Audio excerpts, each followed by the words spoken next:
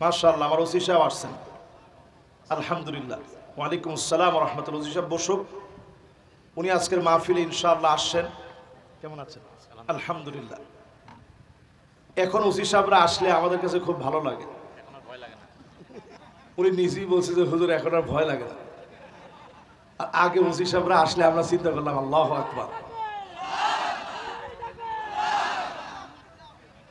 এই যে মাশাআল্লাহ, ওসি সাহেব আসার পরে উনি যে নারায়ে তাকবীর দিল, বিগত 15 বছরে এরকম একটা নারায়ে তাকবীর ওসির সামনে দিলে ওসি সাহেব নিজে মুসলিম হিসাবে মেনে নিতেন, কিন্তু ওনার চাকরি যাওয়ার সম্ভাবনা ছিল।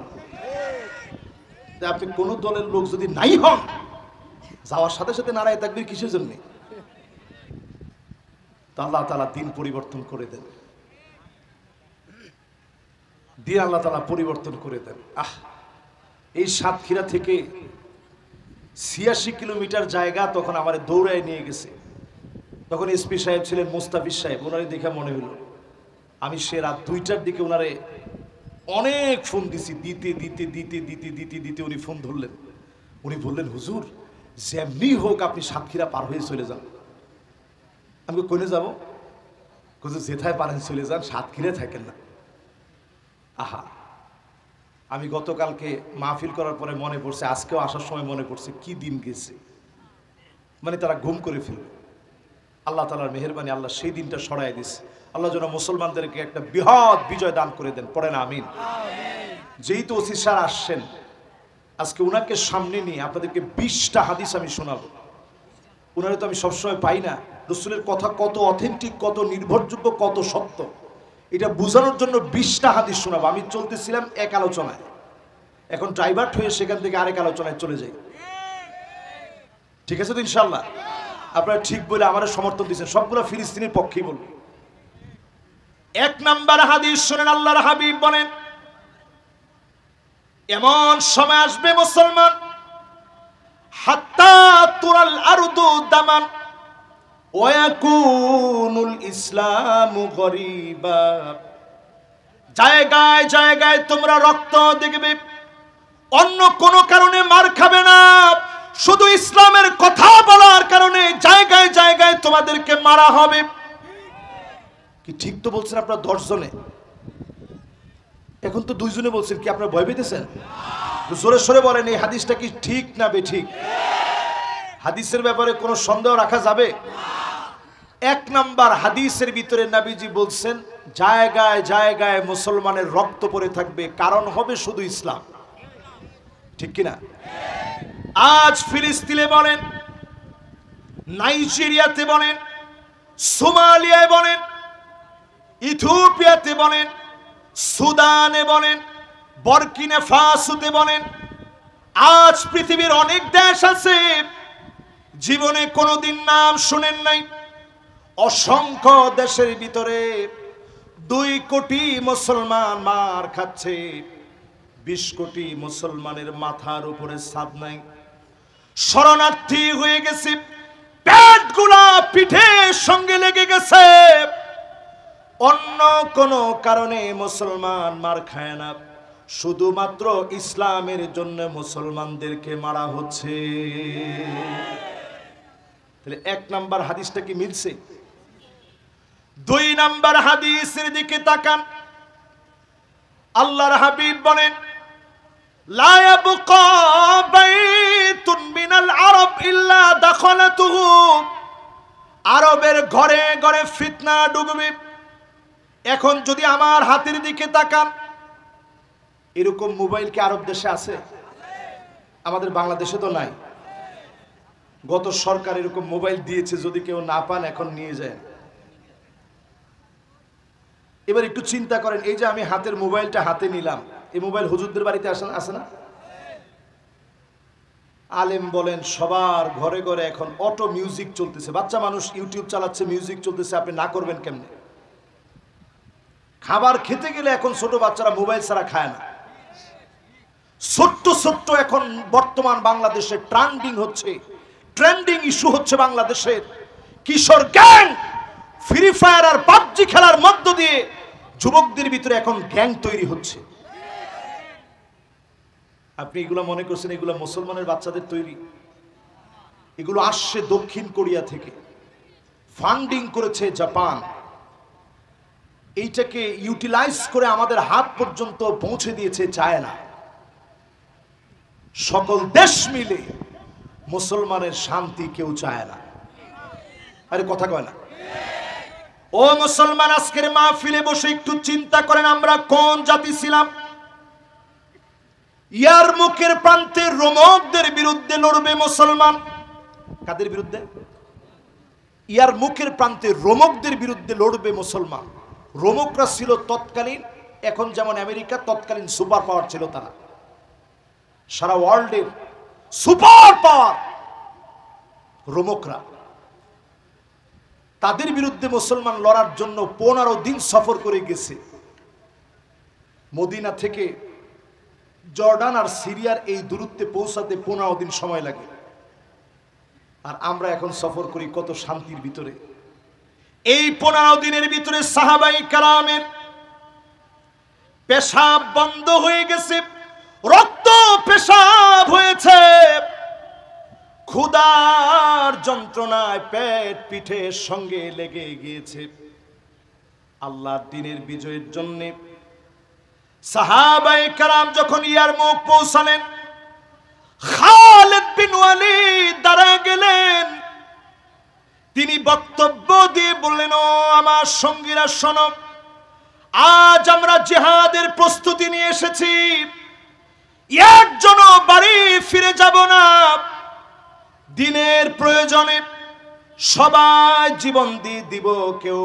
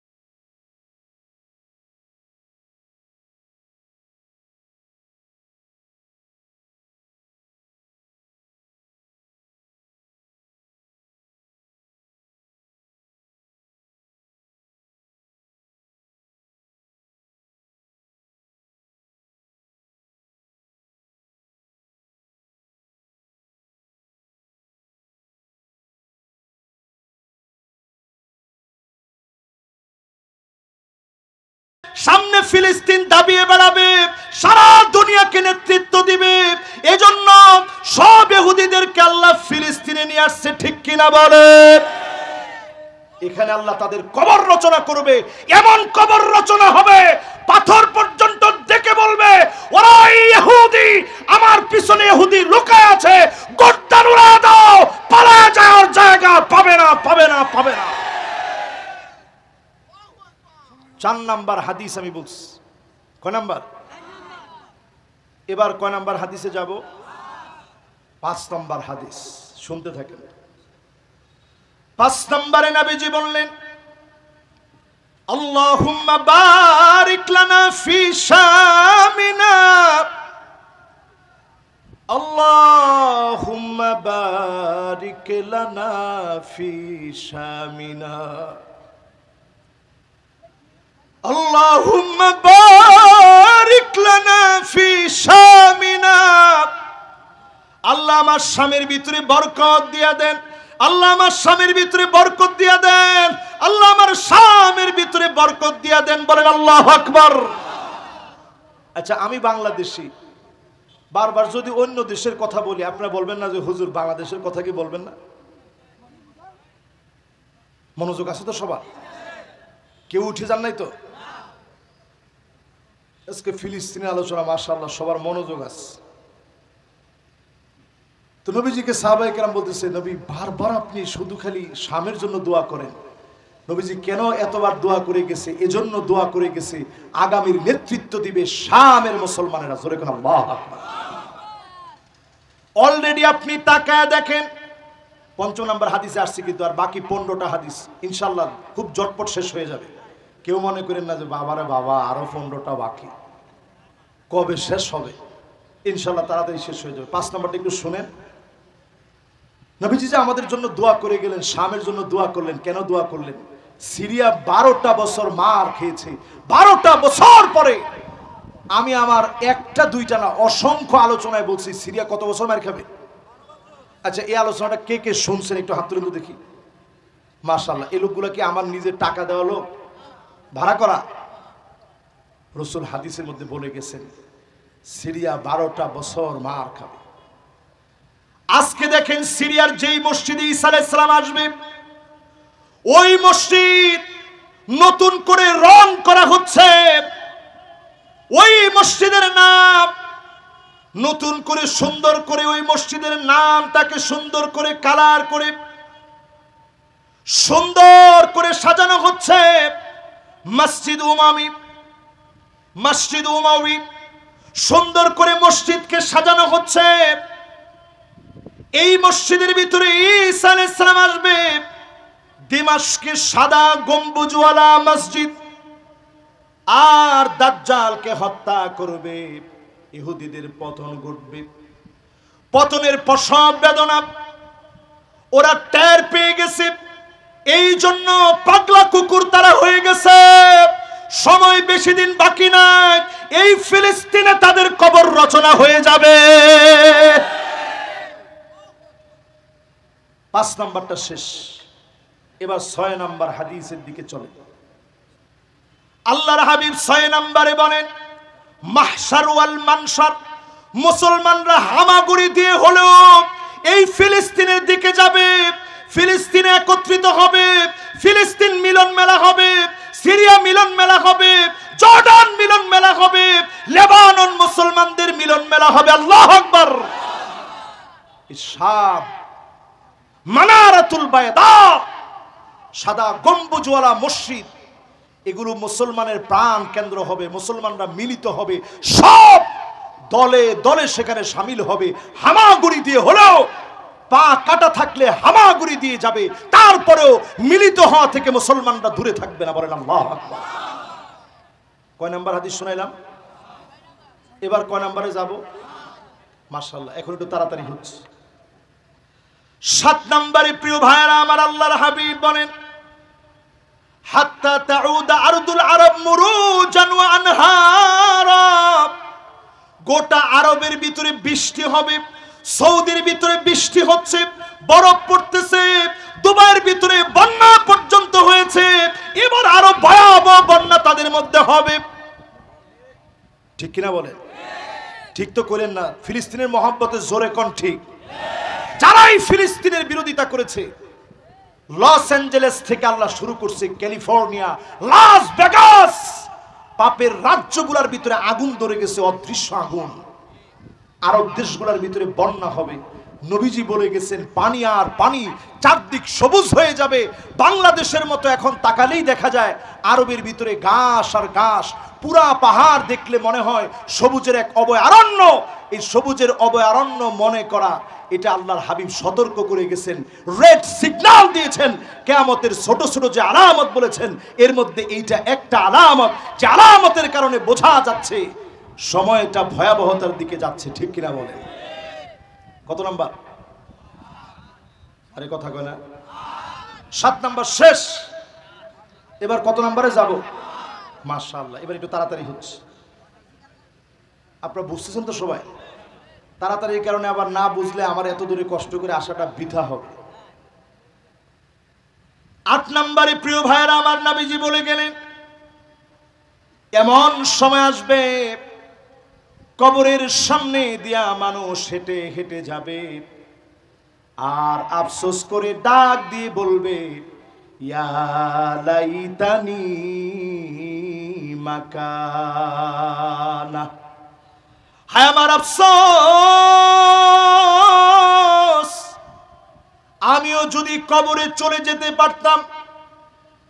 ফিলিস্তিনের বাচ্চা, ফিলিস্তিনের ছোট ছোট বাচ্চা আল্লাহকে ডেকে ডেকে বলে, আল্লাহ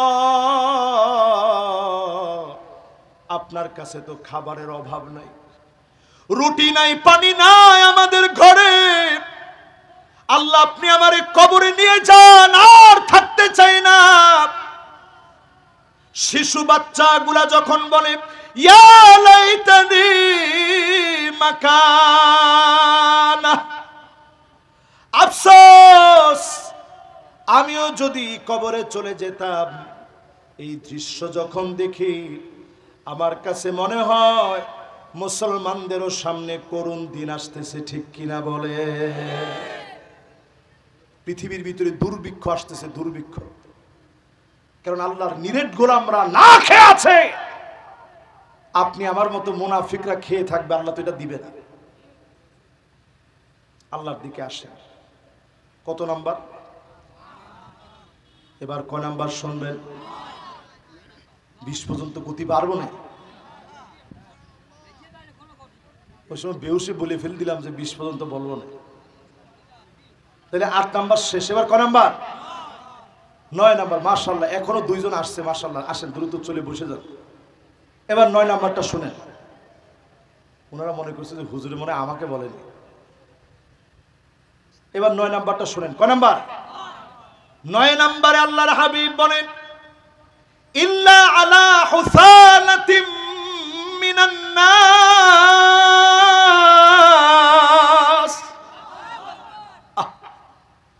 মানুষের ভিতরে অধিকাংশ লোক হয়ে যাবে খারাপ মানুষ। এখন মানুষের ভিতরে অধিকাংশ লোক ভালো মানুষ না খারাপ মানুষ? না নিজেরা নিজেদের সাক্ষীটা দেন, ভালো না খারাপ? আর একটু জোরে কোন, ভালো না খারাপ? কয় নাম্বারটা শেষ? আরে না, 9 নাম্বার শেষ। এবার কয় নাম্বার? ও 10 নাম্বারটা শেষ। ও 9 শেষ। এবার কয় নাম্বার? 10 নম্বরে আল্লাহর হাবিব বলেন, এমন সময় আসবে হাত্তা ইয়াকতুলা জারহু, প্রতিবেশী প্রতিবেশীরে মারবে, আখাহু, আপন ভাই ভাইকে শহীদ করে দিবে, আবাহু, নিজের মাকে মেরে ফেলবে, বাপকে মেরে ফেলবে। এই দৃশ্য এখন তাকায় দেখেন, ঘরের সঙ্গে ঘর যে আমার প্রতিবেশী, দেশের সঙ্গে দেশ যে আমার প্রতিবেশী, প্রতিনিয়ত প্রতিবেশী হয়ে প্রতিবেশীরে মারতেছে, ঠিক কিনা বলেন? এরপরে নবীজির হাদিস, আপন ভাই তার ভাইকে মেরে ফেলবে। এরকম ঘটনা এই কালীগঞ্জে কি ঘটছে? না, আপনারা বলেন হয়েছে? কিসের কারণে? সম্পত্তির কারণে, জমিনের কারণে। কতটুকুন জমিন নিয়ে আপনি কবরে যেতে পারবেন? আমার মতো হুজুর যদি আজকে এখনই মারা যায়, আমার কবরটাও বড় হবে না, ছোট্ট একটা কবরের ভিতরে ঘুমায়া যাওয়া লাগবে। আল্লাহর নবী দেখলেন কবরের ভিতরে এমন আযাব হচ্ছে, ফাকাব্বারা রাসূলুল্লাহ, আল্লাহর নবী, মায়া নবী আল্লাহু আকবার বলে চিৎকার মেরে উঠলেন, সাহাবীরা বলেন ওয়া কাব্বারনা মাহু, আমরাও আল্লাহু আকবার বলে উঠলাম। ওয়া সাব্বাহা রাসূলুল্লাহ, আল্লাহর নবী সুবহানাল্লাহ বললেন। ওয়া সাব্বাহনা মাহু, আমরাও সুবহানাল্লাহ বলে ফেললাম। নবীজির দুইটা চোখ দিয়ে মুক্তার দানা সদৃশ্য চোখের পানিগুলা ঝরছে। ডাক দিয়ে বললাম, ওগো নবী, আল্লাহু আকবার বলে কেন কেঁদে দিলেন? সুবহানাল্লাহ বলে কেন আপনি বললেন? আমরাও তো সঙ্গে সঙ্গে বলেছি। নবীজি বললেন, কবর এত ছোট হয়ে গেছে, ডান দিকে একটা চাপ মেরেছে, হাড় গোড়গুলা ভেঙে বাম দিকে আসতেছে, বাম দিকে চাপ মেরেছে, হাড় গোড়গুলা ডান দিকে চলে আসছে। আমি নবী দেখে আল্লাহু আকবার বলেছি, তোমরাও আল্লাহু আকবার বললা। আমি নবী সুবহানাল্লাহ বলেছি, তোমরাও সুবহানাল্লাহ বললা। আমি নবী বলার সঙ্গে সঙ্গে তোমরা বলার কারণে আল্লাহ পাকের এত মায়া লেগে গেছে, কবরকে আল্লাহ রাব্বুল আলামিন বড় বানায় দিয়েছে।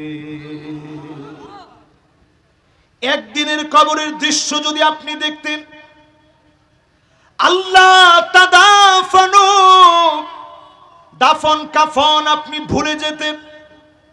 সেই কবরে ঘুমাইতে হবে, তারপরেও আমরা একজন আরেকজনের জায়গা দখল করে খেয়ে ফেলি, অন্যায় অবিচার করি। যার সামনে দাঁড়ায়া জবাব দেওয়া লাগবে তিনি কে? এরপরে আমার দিকে তাকান। 10টা হাদিস তো আর বেশি না, 10-15 মিনিট আপনাদেরকে কষ্ট দিবে, এর মধ্যে শেষ হবে ইনশাল্লাহ বলেন। এবার আমরা এই রমজানের একটা দৃশ্যের কথা আপনাদেরকে মনে করায় দিতে চাই।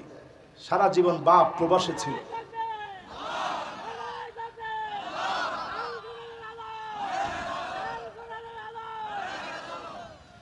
মাশাআল্লাহ মাশাআল্লাহ। ওনার জন্য আমি একটা তাকবীর দিই, লিল্লাহে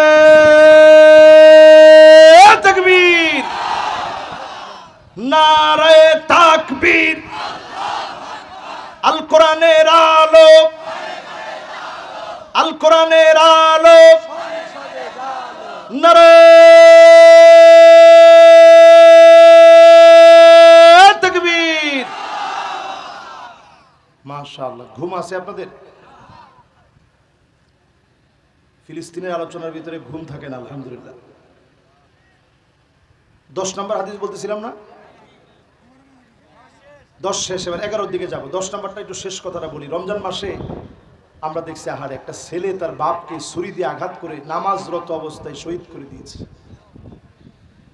যেই বাপ জীবনের বড় একটা সময় প্রবাসে কাটিয়েছে, সন্তানের সুখের জন্য ঈদের দিনেও কাজ করেছে, অবসর সময়টাকে কাজ করে কাটায়, ওভার টাইম কাটিয়ে ইনকাম করে সন্তানের ভবিষ্যৎ গড়ে দিয়েছে। প্রবাসীদের কষ্ট অনেকে বোঝে না, টাকার মেশিন মনে করে, দিন রাত পরিশ্রম করে প্রবাসীরা ইনকাম করে। সেই বাপ সন্তানের দিকে তাকায় দেখে সন্তান মোবাইলে আসক্ত, সহ্য করতে না পেরে মোবাইল ছিনায় নিয়েছে। সন্তান হইয়া বাপ নামাজে দাঁড়িয়েছে, ওই বাপকে ছুরি দিয়ে যখন আঘাত করেছে, বোন সাক্ষী দিয়েছে। বাপ বারবার চিৎকার করে সন্তানের নাম ধরে ডাকতেছে আর বলতেছে, বাজান কি করলি, কেমন করে আঘাত করলি? বাপ নিথর হয়ে মেঝেতে পড়ে গেছে, রক্তে রঞ্জিত হয়ে গেছে। যেই বাপ মাথার গাম পায়ে ফেলে ইনকাম করেছে, শেষ জামানায় ছেলের হাতে বাবা দুনিয়া থেকে চলে গেছে। এবার আমার বাইরে 11 নম্বরে চলেন। আল্লাহর হাবিব বলে গেছেন, হাত্তা তুত্তাখাযাল মাসাজিদু তুরুকা, মসজিদের সামনে রাস্তা হবে, রাস্তা দিয়ে হেঁটে হেঁটে চলে যাবে, নামাজ পড়ার মতো আল্লাহর গোলাম মুসলমান মুসল্লিদেরকে খুঁজে পাওয়া যাবে না। কি কি ঠিক? না না, কত পার্সেন্ট ঠিক? না না, 100% যেদিন হবে আপনি লিখে রাখেন, যেই অঞ্চলের 100% লোক বেনামাজি, ওই অঞ্চলে আল্লাহর গজব ওই মুহূর্তে পড়বে, ওই অঞ্চলকে আল্লাহ টিকায় রাখবে না। আজকেও ফজরের নামাজে কয়জন? আচ্ছা, এক কাতার বা দুই কাতার তো লোক আছে না, ধরেন 20 জন। 100 জন থেকে যদি আপনি ধরেন যে 20 জন লোক নামাজে আসছে, তাহলে কয় পার্সেন্ট হলো? আচ্ছা, 20%ই ধরেন। এত ওয়াজ নসিহত সবকিছুর পরে আমরা 20 জন লোক নামাজি হইছি। আজকে থেকে যদি নিয়ত করেন আমি নামাজ পড়ব, আপনি বিশ্বাস করেন আবাবিল আসবে, ইহুদিদের মাথা ঘুরায় দিবে। আর যদি আজকে আল্লাহ আবাবিল পাঠায়, ওই পাথর আমাদের মাথায় আল্লাহ ফেলবে। অনেকে মনে মনে চিন্তা করেছেন, হুজুর আবাবিল আল্লাহ পাঠাতে পারে না। এখন যদি আবাবিলটা পাঠায়, আপনার মাথার ভিতরে পাথর পড়বে।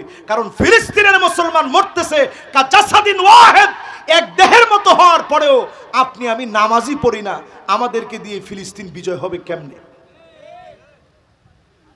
কয় নাম্বারটা গেছে? 11 শেষ। 12 নম্বরে নবীজি বললেন সুম্মা ফাতহু বাইতুল মুকাদ্দাস, বাইতুল মুকাদ্দাস বিজয় হবে। 2 বার বিজয় হয়েছে। ওমর রাদিয়াল্লাহু তাআলা আনহুর জামানায় একবার, সালাউদ্দিন আইয়ুবীর সময়ে একবার, ওমর রাদিয়াল্লাহু তাআলা আনহুর জামানায় খালিদ বিন ওয়ালিদের নেতৃত্বে একবার, সালাউদ্দিন আইয়ুবীর নেতৃত্বে একবার। কয়বার হলো? আর একবার বিজয় হবে। খোরাসান থেকে আল্লাহর পতাকাবাহী বাহিনী বের হয়ে যাবে, এমন ভাবে বিজয় করবে আর কোন দিনের জন্য ইহুদিরা ফিরে তাকাতে পারবে না। একটা পাথর পর্যন্ত বলবে আমার পিছনে ইহুদি আছে, উকতুলহু, এর গর্দানটা উড়ায় দাও। শুধু বলবে না, কেবলমাত্র একটা গাছ, গাছের নাম গারকাত। জোরে কোন কি নাম? আজকে আপনি গুগলে সার্চ দিন, পুরা ইসরায়েল জুড়ে সবচেয়ে বেশি ট্রি প্লান্টেশন, সবচেয়ে বেশি বৃক্ষরোপণ করা হয়েছে।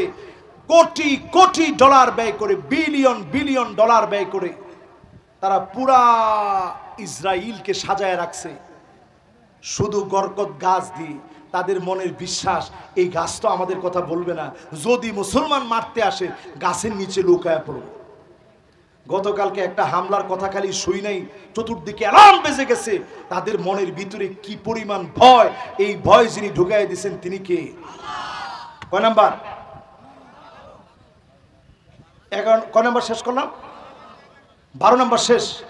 এবার 13 নাম্বার। মাশাআল্লাহ, 12 নাম্বার শেষ। এখন দ্রুত হয়ে যাবে না ইনশাআল্লাহ। এখন মারামারি লেগে যাবে কিন্তু আপনাদের মধ্যে। 12 শেষ হয়ে গেছে না? হ্যাঁ, মাশাআল্লাহ। তাহলে এই যে 12টা পর্যন্ত যা যা বললাম, আপনাদের কাছে মনের ভিতরে হিম্মত আছে না ফিলিস্তিন বিজয় হবে? এরপরে 13 নম্বরে আল্লাহর হাবিব বলেন হাত্তা ইয়াবুদাল্লাতু আল উজ্জা, মুসলমানের ছেলে এমন হবে মূর্তির সামনে গিয়ে মাথা নত করবে। এখনকার সময়ে দেখবেন পূজার ভিতরে সবচেয়ে বেশি নাচ গানের জন্য, ড্যান্সের জন্য মুসলমানের ছেলে চলে যায় মাথা নিচের দিকে দিয়া, পা উপরের দিকে দিয়া নাচে। ঠিক নেই? এটা তো ঠিক কইছেন। শুধু ঠিক না, জিজ্ঞাসা করছি হিন্দুদেরকে পূজা কেমন করলেন, করেছি ভগবানের কৃপায় সুন্দর হয়েছে, কিন্তু এত পরিমাণ মুসলমান এসেছে আমরা বেশি জায়গা পাইনি। তো মায়ের আপনারা খাবেন না অন্যজনে খাবে, এটা মনে হয়? কত নাম্বারটা শুনাইলাম? 12 না 13 বাজার। ঠিক আছে, তো 13 নাম্বার তো কত? 13 হয়ে গেছে না? এবার 14 নাম্বারটা শুনেন। আল্লাহর হাবিব বলেন এমন সময় আসবে যেই সময়ে নজর করে দেখবেন সাদুল ডাকলেন, ডাক দিয়ে বললেন, একজন যদি মরে যায় ও এখানে মরে যাবে, শহীদ হবে, পাশের জন তৎক্ষণাৎ মরার জন্য প্রস্তুত হয়ে যাবে। আল্লাহু আকবার বলেন। এই কথা যখন শুনছে, আপনারা দেখছেন না 5 তারিখের পূর্বের ভিডিও দেখাচ্ছে, আমাদের পুলিশের একজন কর্মকর্তা স্বরাষ্ট্রমন্ত্রীকে দেখাচ্ছে, স্যার যেটারে মারি উঠি মরে,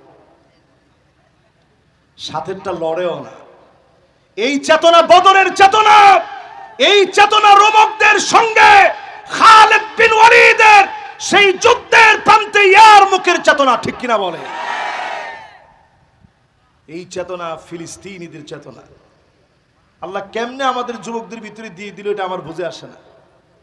যুবকরা সেই সময় কিন্তু বেশি স্লোগান দেয় না, কয়েকটা স্লোগানের ভিতরে একটা উই ওয়ান্ট, সবাই বলেন উই ওয়ান্ট। আপনি তো মনে করছেন হুজুর এটা যুবকরা দিল আর কি, এটা ডাইরেক্ট কোরআনের আয়াতের অনুবাদ। জুমার দিন আমাদের খতিব সাহেবরা বলেন ইন্নাল্লাহা ইয়া'মুরু বিল আদলি ওয়াল ইহসান, তখন আপনারা অধিকাংশ লোক ঘুমান। ইন্নাল্লাহা ইয়া'মুরু বিল আদলি ওয়াল ইহসান ওয়া ইতা'i যিল কুরবা ওয়া ইয়ানহা আনিল ফাহশাই ওয়াল মুনকারি ওয়াল বাগি ইয়া'ইযুকুম লা'আল্লাকুম তাযাক্কারুন ফাযকুরুনি আযকুরুকুম ওয়াশকুরু লি ওয়া লা তাকফুরুন। যখন কয় তখন পাশ থেকে একজন কয় ওঠ, হুজুরের খুতবা শেষ। আপনি তো বুঝলেন না হুজুর কি বলছে। ইন্নাল্লাহা ইয়া'মুরু বিল আদল, আল্লাহ বলেছেন এই জমিনে জাস্টিসকে কায়েম করতে। উই ওয়ান্ট জাস্টিস, এটা শুধু যুবকদের স্লোগান নয়, এটা কোরআনের স্লোগান, যুবকদের জবান দিয়ে আল্লাহ বের করেছে। এই জন্য এই মাহফিলে বসে নিয়ত করেন, আরব দেশের ভিতরে ফিতনা ঢুকে যাবে। 2 নাম্বার হাদিসের ভিতরে আপনাদেরকে জানালাম, আরবের ভিতরে ফিতনা ঢুকবে। দুবাইয়ের ভিতরে আপনি তাকায় দেখেন, মাথার উপর দিয়ে কাতারের বিমান যেতে দেয় না। অন্যায় একটাই, কাতার কেবলমাত্র ফিলিস্তিনের পক্ষে কথা বলে আর দখলদার ইসরায়েলিদের বিরোধিতা করে, ঠিক কিনা বলে? এই একটা কারণে কাতারের বিরোধিতা করে দুবাই। সৌদি আরবে মাদায়েনে সালেহের ভিতরে যে জায়গায় আল্লাহ একটা জাতির ধ্বংস করে দিচ্ছে, আমার নিজের চোখে ওই জায়গা দেখছি, আমি ডকুমেন্টারি তৈরি করেছি RTV-র জন্য। আপনারা দেখছেন? আমার কাফেলা কে কে দেখছেন একটু হাত তুলে তো দেখি। মাশাআল্লাহ, ইয়ংরা দেখছে অনেকে, মাশাআল্লাহ। আপনি ইউটিউবে দেখবেন, ওয়ার্ল্ডের বহু দেশে ঘুরে ঘুরে আমি কাফেলা তৈরি করি, কোথায় কি হয়েছে, কোন নবীরা কোথায় গেছেন, এটার উপরে আমি প্রত্যেক বছর একটা বিদেশ সফর করি, সফর করে এগুলো তুলে আনি। তো মাদায়েনে সালে যাওয়ার পরে আমার চেহারা কুচকুচে কালো হয়ে গেছে, আপনারা দেখলে অনেকে আমার চিনবেনই না, এমন তাপ ওইখানে। ওই জায়গার ভিতরে আল্লাহ তাআলা একটা জাতিরে ধ্বংস করে দিচ্ছে। আল্লাহর নবী ওই জায়গা দিয়ে পার হওয়ার সময় সাহাবীদেরকে বললেন, তোমরা কেঁদে কেঁদে পার হবে, ইল্লা ওয়া আনতুম বাকুন। এই জায়গায় আল্লাহ একটা জাতি ধ্বংস করে দিয়েছে, না জানি আমার সাহাবীদেরকে ধ্বংস করে দেয়। আল্লাহর নবী কেঁদে কেঁদে যেই জায়গা দিয়ে পার হলেন, ওই জায়গার ভিতরে ফিলিস্তিন যখন আঘাতপ্রাপ্ত হয়েছে, রাফায় যখন মুসলমানের ঘরবাড়ি নাই, গাজায় যখন ভেঙে চুরমার করে দেওয়া হয়েছে, কপাল পোড়া মুসলমান মিউজিকে মেতে আছে। এই অবস্থায় লিখে রাখেন, বড় ধরনের আযাব অচিরেই যিনি আরবের জন্য দিবেন তিনি কি? সামনে কয়েকটা দেশের উপরে ভূমিকম্প হবে। একটু আগে আমি বলছি মায়ানমার হয়ে গেছে, থাইল্যান্ড হয়েছে, ইন্দোনেশিয়ায় হয়েছে, বাংলাদেশে শুধু 2024-এ 39 বার ভূমিকম্প হয়েছে। 7 মাত্রার একটা ভূমিকম্প যদি বাংলাদেশে হয়, 100 বছরের জন্য বাংলাদেশ নামক দেশটা পিছায়া যাবে, উন্নয়নের গল্প বলার সময় পাবেন না। দেশটা ভালো আছে কেন? এই কয়েকদিন আগেও গত শুক্রবারে, না না শুক্রবারে ভূমিকম্প হয়ে গেল না? এবার একটু চিন্তা করেন, এই কয়েকদিনের ভিতরে কয়টা ভূমিকম্প হয়েছে? রমজানে হয়েছে, এরপরে ঈদের পরে এই পর্যন্ত কয়েকটা ভূমিকম্প হয়ে গেছে এই অল্প কয়েকদিনের ভিতরে। থাক থাক, এরা আমাদের সৌন্দর্য, এরা না আসলে আসবে কারা? মাশাআল্লাহ, মনোযোগ আছে তো সবার? তাহলে কয়টা হাদিস শোনাবো? 20টা। 20টার 2 নাম্বার, নবীজি বলছেন আরবের ঘরে ঘরে রন্ধ্রে রন্ধ্রে ফিতনা ঢুকবে। আজকে তাকায় দেখেন, আরবের ভিতরে ছেলেরা অধিকাংশ মোটামুটি সুন্দর পোশাক পরলেও মেয়েরা অধিকাংশই এখন আরব দেশের প্যান্ট আর শার্ট পরে, যেগুলা ওয়েস্টার্ন কালচারের ড্রেস। ঠিক ঠিক, একটু জোরে কর। আরবের কথা কইছি, ঠিক জোরে কর না। এবার আপনাদের এলাকার কথা বলি। এত দূরে ঢাকা থেকে, ইন্ডিয়া থেকে কাছে তো আমার কাছে না, এই কাছে হওয়ার কারণে একটু নিজেরা হিসাব মিলাইয়া দেখেন, মেয়ে হওয়ার পরেও ছেলের মতো ড্রেস পরে এমন মেয়ে এখন এই অঞ্চলে আসে না নাই?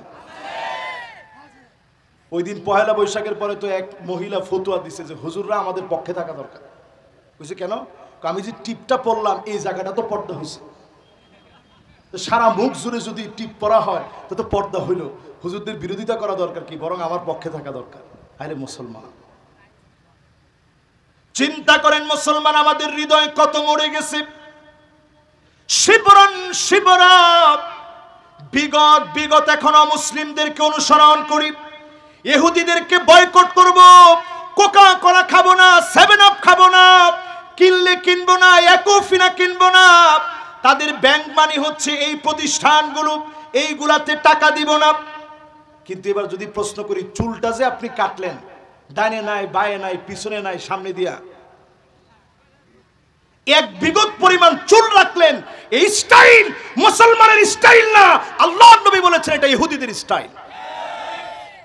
আপনি বয়কট করলেন কোনে?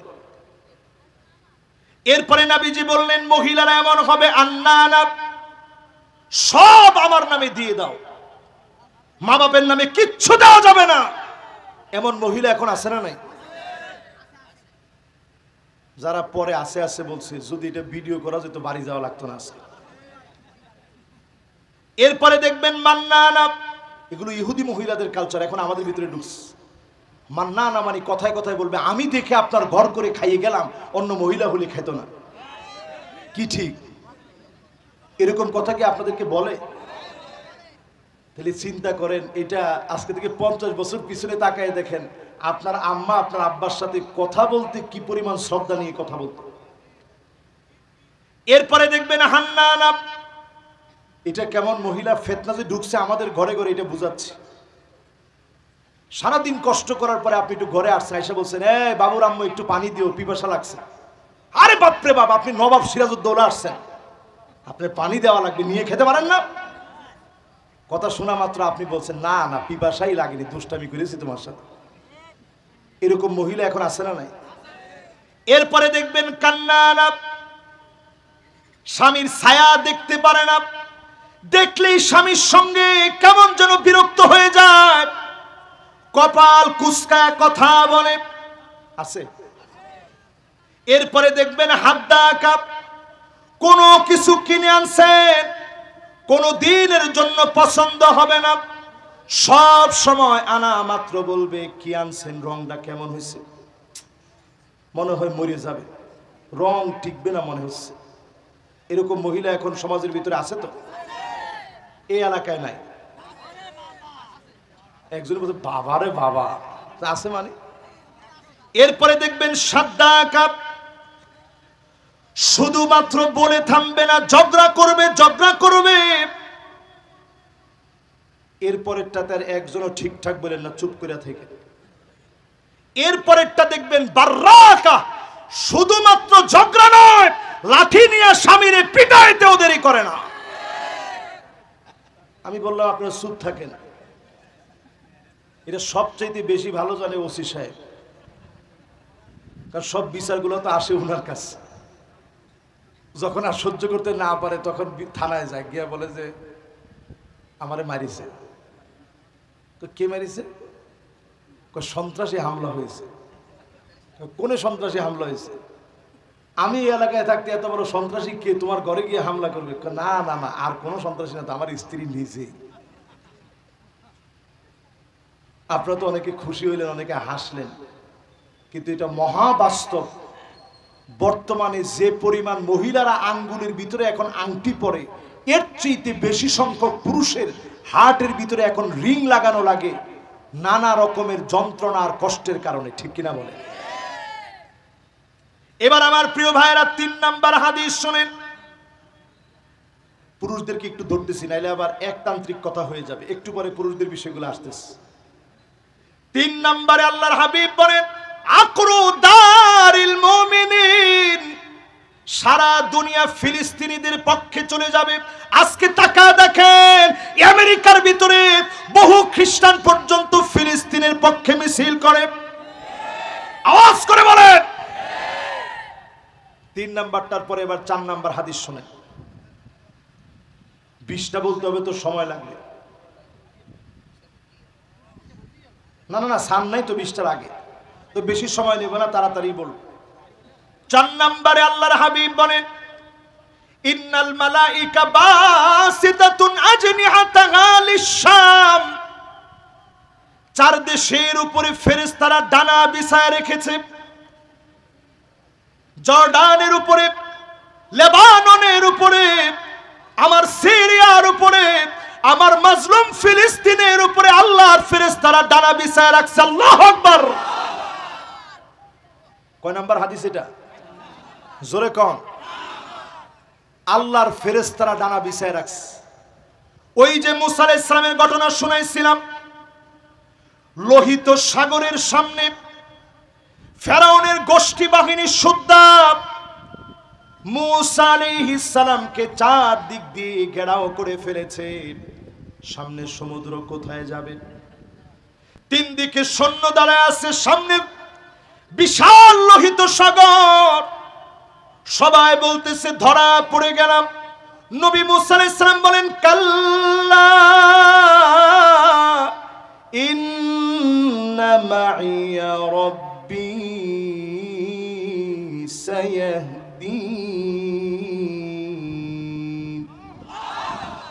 কশিন কালেও না, এখনই আল্লাহ পথ দেখাবে। 3 দিকে ফেরাউনের বাহিনী, সামনে লোহিত সাগর। ওই অবস্থায় আল্লাহ পথ দেখিয়েছিলেন। ঠিকই ফেরাউনের বাহিনীকে লোহিত সাগরের ভিতরে ডুবায় মারলেন। নবী মুসা আলাইহিস সালামকে দল বলে যিনি মুক্ত করলেন তিনি কি? আল্লাহ পাক মুসলমানদের জন্য আরেকটা যুক্তরাষ্ট্র বানাচ্ছে ফিলিস্তিনকে। সারা পৃথিবীতে আমেরিকা যেমন এলাকা এলাকায় ফাসিকরা নেতা হয়ে যাবে, ফাসিকদের নেতৃত্ব অলিতে গলিতে চলবে। মাশাআল্লাহ, এখন আর নাই না? তাহলে তো আপনারা কোনো আওয়াজই করেন না, তো জোরে বলেন। তাহলে একবারে সাধারণ মনে করেন না। যতজন আমার সামনে বসছেন এটার একবারে সাধারণ মনে করেন না।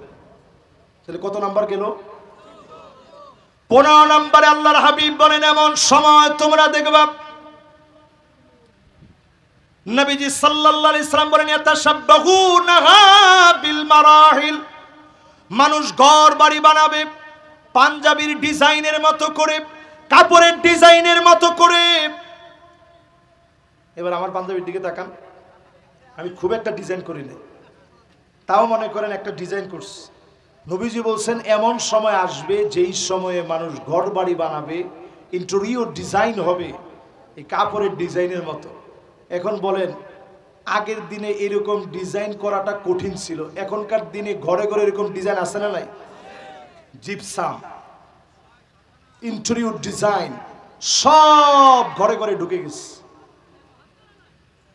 এটা ঢুকছে, আমি একবারে না করতেছি না, এটা ঢুকতে পারে, কিন্তু আপনি বুঝে রাখেন এত আধুনিকতার ভিতরে যেন কোনোভাবে আল্লাহকে আপনি ভুলে না যান। জোরে কোন আল্লাহু আকবার। কত নাম্বারটা শেষ করছি? 16 নম্বরে আসেন প্রিয় ভাইরা আমার। নবীজি বলেন, এমন সময় আসবে যেই সময়ে তুমি নজর করে দেখবা নাচ গান বেড়ে যাবে, আর নাচ গানের ভিতরে এমন সময় আদু তরিব হাত্তা তাদু তরিবালিয়া তু নিসায়ে দাউসিন, কোমর দুলায়া নারীরা নাচ গান করবে। আগেকার মেলার ভিতরে জাহিলিয়াতের অভদ্র নারীরা যেইভাবে উলঙ্গ হয়ে নাচ গান করত, এমন উলঙ্গ বেহায়াপনার সংস্কৃতি চারদিকে শুরু হয়ে যাবে। কি ঠিক?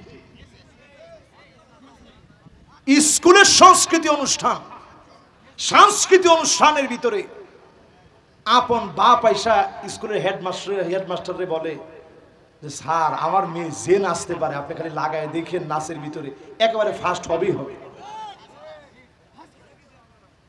এরপরে ইমাম সাহেবের কাছেও দোয়া চাই যে হুজুর খাস করে একটু দোয়া করেন, মেয়ের নাচের একটা অনুষ্ঠান আছে। আমাদেরও বিবেক কোথায় গেছে চিন্তা করেন। সিনেমার ওপেনিং যখন হুজুর একজনের নিয়ে যায় দোয়া করার জন্য, হুজুরও দোয়া করে আল্লাহ আপনি বরকত দিয়ে দিন। কিসের বরকত? এরপরে সিনেমা হলের ভিতরে গিয়া সিনেমা দেখতে দেখতে সে নাকি 21 রাকাত নামাজ পড়ছে, নফল নামাজ। আহারে মুসলমান, কয় নাম্বার হাদিস বললাম এটা? 16। তাহলে মিলছে মিলছে। বাকি আর কয়টা আছে? এই 4টা থাকবে না শেষ? এরপরে আমার ভাইয়েরা 17 নম্বরে আল্লাহর হাবিব ইরশাদ করেন, এমন সময় তোমরা দেখবা দুনিয়ার ভিতরে আসবে ইয়াতাবাহান নাসু বিল মাসাজিদ, মসজিদে মসজিদে ইমামকে বাধা দিবে, খতিবকে বাধা দিবে, ইমামের উপরে আঙ্গুল নাচা নাচা বিরোধিতা করে কথা বলবে। কি এখনো হচ্ছে? এত বড় সাহস পায় কোন? এখনো হচ্ছে? এবার না না না, খাসলত তো যাইতেই হবে। খাসলত না যাইলে তো তার কারণে সবাই আযাব পাইতে পারে না। এটা 17 নাম্বার বলছি। কত নাম্বার? আপনি একটু চিন্তা করেন, ইমামরে আপনি আপনার হৃদয়ের অংশ মনে করবেন। কিছু একটা কিনলে এখন অনেকে মনে করবেন যে হুজুর তো হুজুর, এই জন্য হুজুর ইমামের পক্ষ নিয়েছে। একটা ইমামকে আপনার জীবনের অংশ বলে মনে করবেন। করোনা যখন আসছে, অনেকের ছেলে ডেথ সার্টিফিকেট নিয়ে হসপিটাল থেকে পালায়ে চলে গেছে। এদেশের ইমামরা মসজিদ ছাড়ে নাই, মুয়াজ্জিনরা মসজিদ ছাড়ে নাই, খতিব মসজিদ ছাড়ে নাই, খাদেম মসজিদ থেকে যায় না, বরং তারা খুঁজে খুঁজে ওই মানুষগুলোকে দাফন করেছে। ছেলে চলে গেছে, বউ চলে গেছে, কিন্তু ইমাম সাহেব ঠিকই তারে ভুলে যায়। মানুষ ওই সময় টের পেয়েছে এদেশের সুশীল সমাজ, বুদ্ধিজীবী, পণ্ডিত যারা আলেমদেরকে মৌলবাদী বলে, এরা জাতির কেউ হতে পারে না। আলেমরা জাতির শ্রেষ্ঠ সন্তান।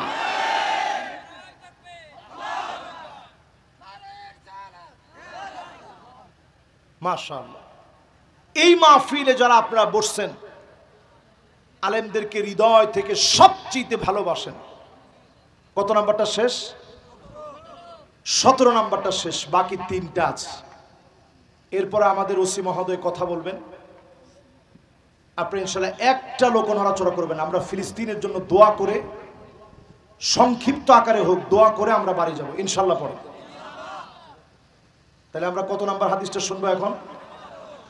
17 নম্বরে আল্লাহর হাবিব বলেন, ও মাশাআল্লাহ মাশাআল্লাহ, লিল্লাহে তাকবীর। এলাকার শ্রোতা, একের শ্রোতা বললে ভুল হবে। কোনটা কোনটা বলেছে? ও একটা মাঝখানে মিস্টেক হয়েছে। ও তাহলে এখন কত নাম্বার? 18 নাম্বার ঠিক আছে তো? মাশাআল্লাহ, ঠিক আছে। লিল্লাহে তাকবীর। আমিও চিন্তা করে পাচ্ছিলাম না কি এরপরের হাদিসগুলো একটা হাদিস কেন পাচ্ছি না। এই জন্য আমি অনেকক্ষণ পেরেশানি ভিতরে আমার কাজ করতেছি, কি একটা গেল কোথায়। সুবহানাল্লাহ। দেখেন কোরআন হাদিস কেমন সত্য। এবার 18 নাম্বারটা শুনেন। আল্লাহর হাবিবের সাথ করেন, এমন সময় আসবে যেই সময় আপনি তাকায় দেখবেন ছেলে মেয়ে হয়ে যাবে, মেয়ে ছেলে হয়ে যাবে, ছেলে মেয়ে হয়ে যাবে, মেয়ে ছেলে হয়ে যাবে। ইয়াতাআন্নাস ওয়া ইয়াতারাজ্জাল, ছেলের ভিতরে মেয়ের প্রবণতা বেড়ে যাবে, মেয়ের ভিতরে ছেলের প্রবণতা বেড়ে যাবে। এখন বাড়ছে না কমছে? শুধু বাড়ে নাই, এবার পাঞ্জাবি নতুন করে ব্র্যান্ডিং করা হয়েছে, মহিলাদের একেবারে থ্রি পিসের মতো করে এখন পাঞ্জাবি, এবং নামও দেওয়া হয়েছে যে আপনার বউ, আপনার ছেলে, আপনার মেয়ে সবাই একরকম ড্রেস পরে। হায় রে হায় রে মুসলমান, আযাব আমাদের উপর আসবে না, কাদের উপর আসবে? ফিলিস্তিনের এই দৃশ্য দেখার পরে এখনো যদি সোজা না হন, বড় আযাব অপেক্ষায় আছে। এরপরে কত নাম্বার? আর দুইটা হাদিস আছে, 19 নাম্বারটা শুনেন নবীজির হাদিস। আল্লাহ নবী আমার হাদিসের ভিতরে জানায় গেলেন এমন সময় আসবে, লুকা ইবনে লুকা, যার নাম নবীজি বলছেন যদি লুকা ইবনে লুকা কাবার গিলাফ ধরেও যদি মাফ চায়, এর মাফ হবে না। মক্কা বিজয়ের পরে আল্লাহর নবী ঘোষণা দিয়েছিলেন, কিছু লোকের নাম ধরে বলছিলেন এরা কাবার গিলাফ ধরে মাফ চাইলো, মাফ হবে না। নবীজি বলেন এমন সময় আসবে, লুকা ইবনে লুকা নিকৃষ্ট, দুশ্চরিত্র, লম্পট লুকা বিন লুকার মতো লোকেরা জাতির নেতা হয়ে যাবে। কি বুঝছেন? কেন ঠিক কইছেন আমি জানি না, হচ্ছে না, মিলে নাই। আপনি যদি না মিলে আপনি কেমন করে বলতে পারেন? এরকম কথা আমরা শুনছি, নেতার নাম নিলে ওযু করা লাগবে। ওযু ভঙ্গের কারণের ভিতরে এটা আছে নাকি? ছোটবেলায় পড়ছেন? আর আগে এক সময় শুনছিলাম, দেখেন পাম কোনো সময় ভালো না, অতি তেল মর্দন কখনো ভালো না। আগে এক সময় শুনছিলাম নামের মধ্যে রাদিয়াল্লাহু তাআলা আনহু লাগাইলে অসুবিধা কি, হযরত লাগাইলে অসুবিধা কি? আমাদের এমন এক বুজুর্গ আল্লাহর ওলি এই লকব দিয়েছিলেন, তিনি 70-80 রাকাত তাহাজ্জুদের নামাজ পড়তেন। আমি হুজুর জিন্দিগিতে 70-80 রাকাত পড়তে পারিনি। ওনারা এখন পুরো জাতি খুঁজতেছে যে আল্লাহর ওলি হিসাবে আপনারা এই জাতি দেখতে চান, ঠিক না? এবার আপনি একটু হাদিসটা দিয়ে মিলে আনেন, একটু আপনারা অনেকক্ষণ ওয়াজ শুনতেছেন তো এই জন্য আপনারা এটা একটু বললাম উদাহরণস্বরূপ। এবার হাদিস দিয়ে একটু মিলাই দেখেন এটা কি মিলছে। এবার 20 নম্বরে আসেন প্রিয় ভাইরা আমার, 20 নম্বরটা কানগুলা খাড়া করে দেন, মাশাআল্লাহ, লিল্লাহে তাকবীর। 20 নম্বর হাদিসের ভিতরে 6টা পয়েন্ট। এটা বাংলাদেশের বিজয়ের সাথে। একজন যুবক বাজান এবার একটু বল, এই শেষ, তুমি তো আমাদের সম্পদ, মাশাআল্লাহ। এই 6টা কইতে সর্বোচ্চ 2-3 মিনিট সময় লাগবে। নবীজি বিজয়ের পরে আমাদেরকে 6টা সতর্ক করছে। নতুন একটা বিজয় পাইছেন, ওই যে আমি বলছি না, এখন আপনারা স্লোগান দিচ্ছেন দিল্লি না ঢাকা, যদি কাজে না লাগান তাহলে সামনে হবে ফাঁকা ফাঁকা। কেন বললাম এটা? হাদিস দিয়ে একটু বোঝার চেষ্টা করেন। রাসূল বলছেন বিজয়ের পরে 6টা বিষয়ে তোমরা সতর্ক হবা। 1 নাম্বার, এটা 20 নম্বর হাদিস শেষ, ইমারাতুস সুফাহা, নির্বোধ কেউ যেন কোনোভাবে নেতা না হয়। নির্বোধ নেতা যদি নেতা হয়ে যায়, এই নেতা বারবার দেখা যাবে কোরআন হাদিসের বিরুদ্ধে বলে ফেলবে। কি ঠিক? এরপরে 2 নম্বরে নবীজি বলেন কাসরাতুস শাত, নতুন নতুন তোমাদেরকে শর্ত দিবে, মৌলবাদী বলবে, রাজাকার বলবে, নতুন ভাবে আবার জঙ্গি বলা শুরু হয়ে যাবে। না না, মিলবে না মানে? এটা সহিহ হাদিস, মিলবে না মানে? 3 নম্বরে নবীজি বলেন বিয়াউল হুকম, টাকার বিনিময়ে হুকুম বিক্রি হবে। এখনো টাকা দেখেন, এটিএম আজহার সবকে আজ পর্যন্ত আমরা মুক্তি করতে পারি নাই। কি বুঝেন? টাকার বিনিময়ে অনেক সন্ত্রাস অলরেডি বের হয়ে গেছে। টাকার বিনিময়ে হুকুম বিক্রি হবে। কিসের বিনিময়ে? বিচারপতি মানিক কাদের মতো লোক দিন আর রাতে রাতে তৈরি হবে, টাকার বিনিময়ে হুকুম বেচাকিনি হবে। নবীজি হাদিসের মধ্যে বলে গেছেন। 4 নম্বরে নবীজি বলেন ইস্তিগফাফাম বিদ্দাম, চারদিকে রক্তের সরাসরি হয়ে যাবে। সতর্ক করতেছে আজকের মাহফিলে, যদি এখনো ভুল করেন বাংলাদেশের ঘরে ঘরে রক্তারক্তি হবে। যদি ফিরাতে চান সবাই মিলে ঐক্যবদ্ধ হয়ে দেশ গড়ার সিদ্ধান্ত নেওয়া লাগবে। হ্যাঁ মাশাআল্লাহ, দিয়েন আপনার যেখানে ইচ্ছা, তবে আপনি একটু যদি নিয়তটা ঠিক না করেন, এখনো 54 বছরে সব দেখা শেষ, সামনে আওয়াজ তুলতে হবে আল কোরআনের বাংলাদেশ।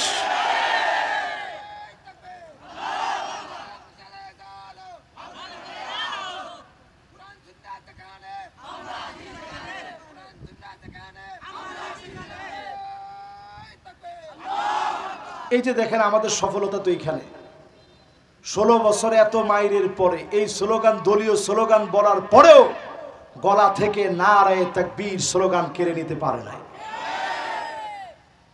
4 নম্বরের পরে 5 নম্বর, কয় নম্বর?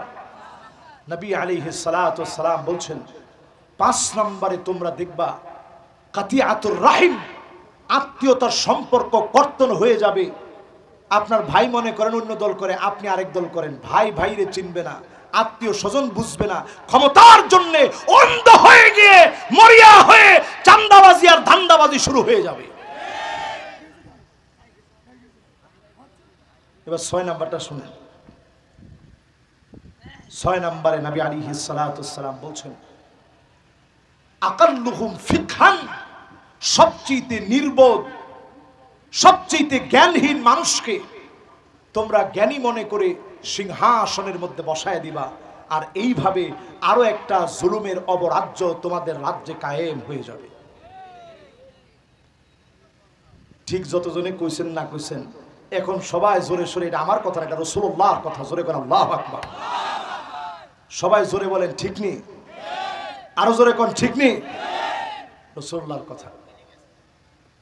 মিলবে না মানে আল্লাহর কাছে পানা চাই। রক্তারক্তির যে কথাটা রাসূল বলছেন, এই দেশটার আল্লাহ খুব ভালোবাসে। কেন ভালোবাসে এটার অনেক কারণ আছে।